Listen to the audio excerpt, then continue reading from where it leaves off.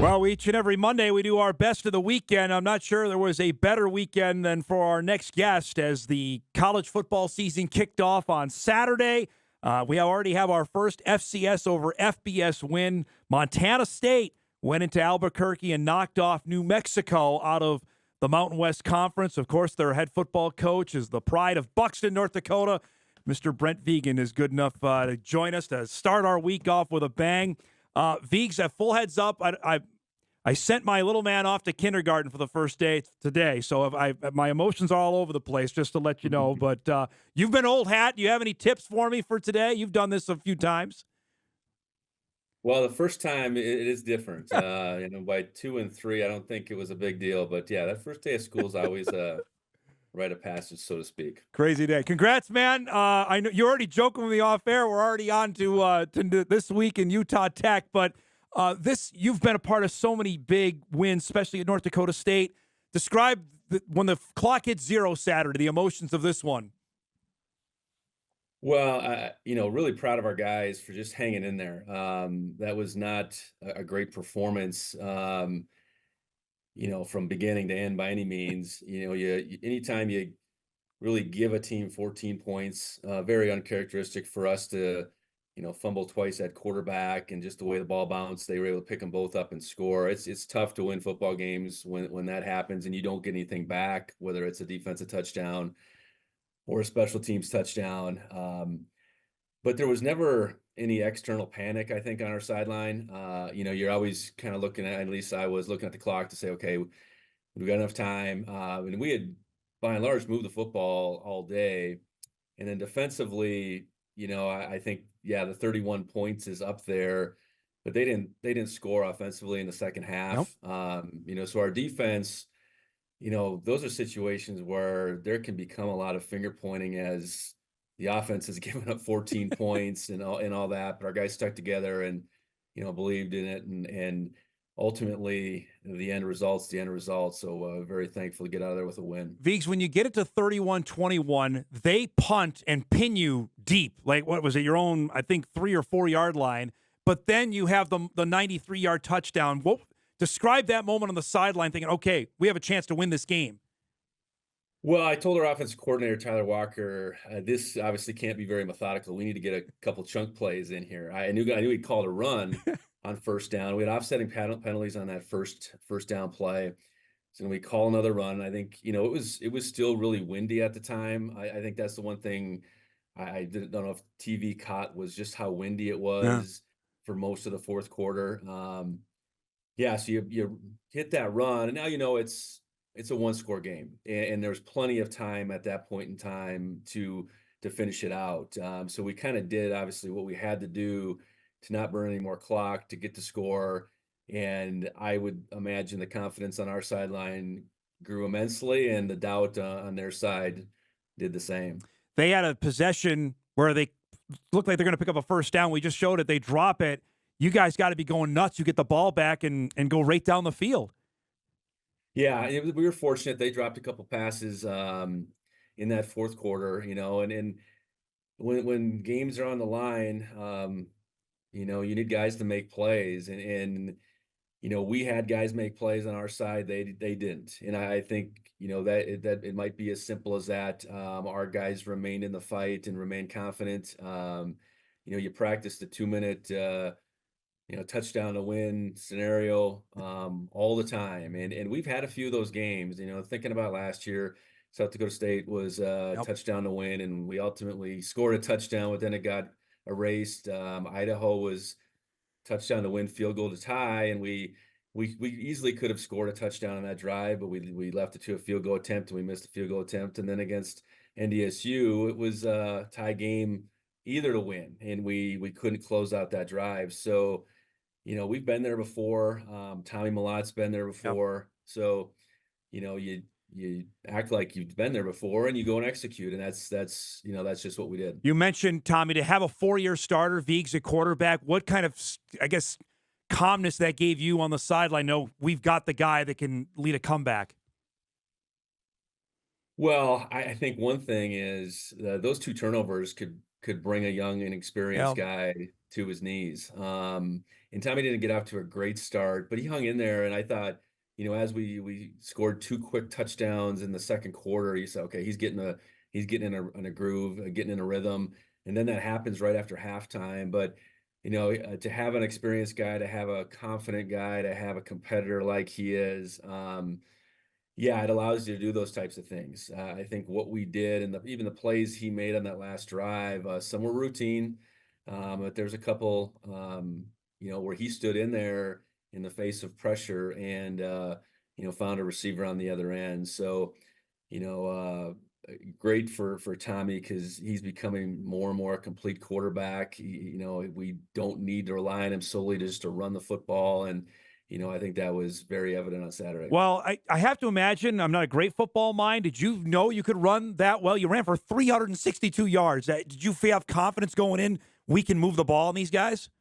Well, I think there was a lot of unknown, new staff, a lot of new players, and so there really wasn't much to go off of. A lot of respect for Bronco Mendenhall and his time as a head coach, and he's a defensive-minded head coach at that. So, you know, really uncertain about what they would do to us, but ultimately really confident in our ability to stress defenses, to make them defend the width of the field for sure, and confident in our offensive line, confident in our young running backs.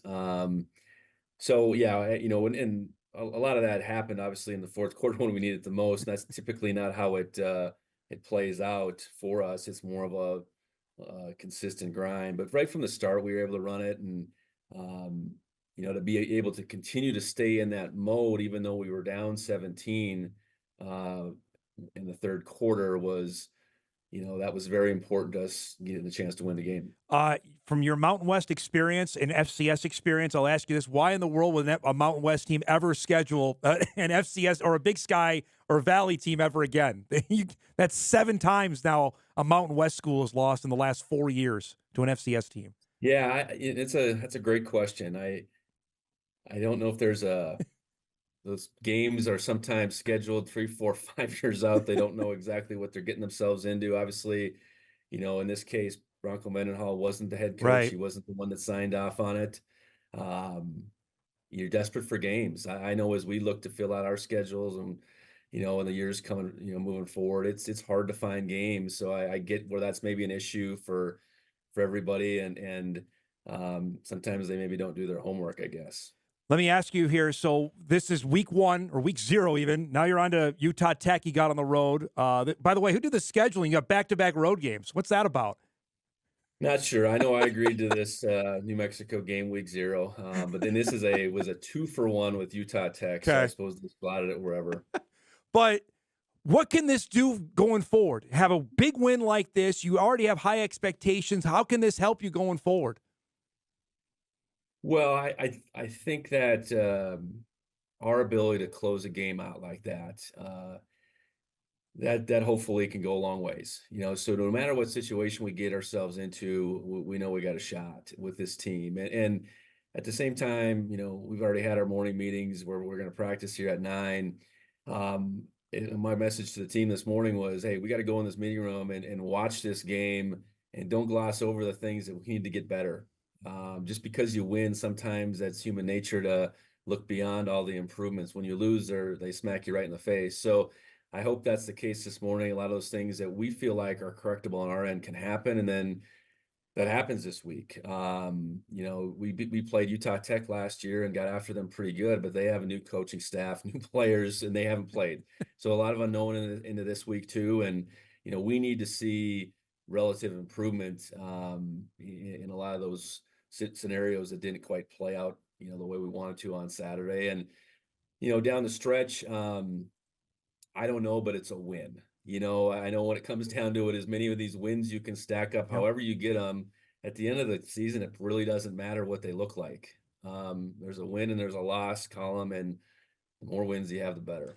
I know you're busy this week, but I'm obligated to ask about your alma mater is playing an FBS game. You may have heard against Deion Sanders in Colorado. Just give me your thoughts on just the big picture wise that matchup and the attractiveness of this game on Thursday night. Well, yeah, same thing. How'd that game get scheduled, right? Uh, but I'm excited. Excited it's on Thursday. Getting a chance to watch college football usually exists maybe on a Thursday night. Maybe we got a night game this week, so we play at eight Pacific on Saturday. So we'll catch some games during the Yeah. day. But yeah, it'll be an interesting matchup. Obviously, Colorado took the college football landscape by storm last year early on, and that's when I probably had a chance to watch them a couple times.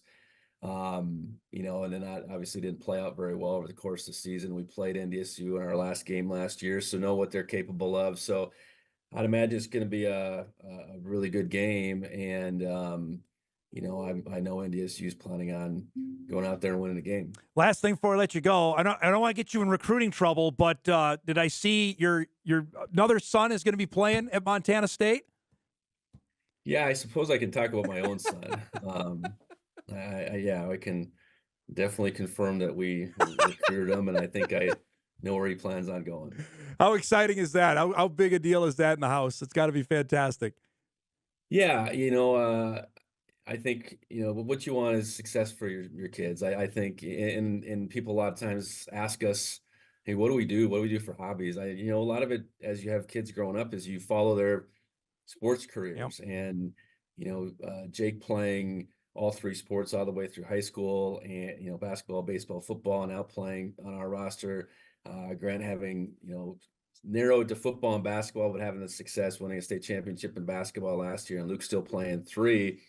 You just want them to have success. And the recruiting thing and being ultimately your son's head coach is something that it's uncharted waters, with potentially with a quarterback here, but fortunate that he did make the right decision. 6'6", 215. Who's got the best hops in the family now right now? I got to know. He's the tallest for sure. Yeah. He is the tallest for sure. He's got he maybe has 4 inches at least on Jake. So I'm sure the vertical jump Jake might edge him out, but I think as far as who can get higher, I think it would be Grant. Have you done any one-on-one lately, or is that retired? Oh, mostly retired. Yeah, that game is long gone. Show the video, man. I've seen it. You got some post moves down there. Come on. The video still is there. It's pretty grainy. That's a long time ago, but yeah. If anything, it's maybe a few lessons here and there, but as far as playing one-on-one, anything like that, that's not happening. I know you got to roll. Thanks so much for the time. Congratulations on a great win to start the season. We'll catch up down the road and say hi to your fam for me, okay? All right, sounds good. Thanks, Dom. Brent Vigen, head coach, Montana State, Buxton native. The Bobcats opening up 2024 with an FBS win as they knocked off New Mexico. Pretty cool stuff to open up our week and our show here today. That was awesome. We'll break. We come back. Sam Herder will join us, his weekly slot. A lot to get to. Much more on the Montana State win. And who else could have a chance to an FBS win this weekend? We'll do that when Hot Mike returns right after this.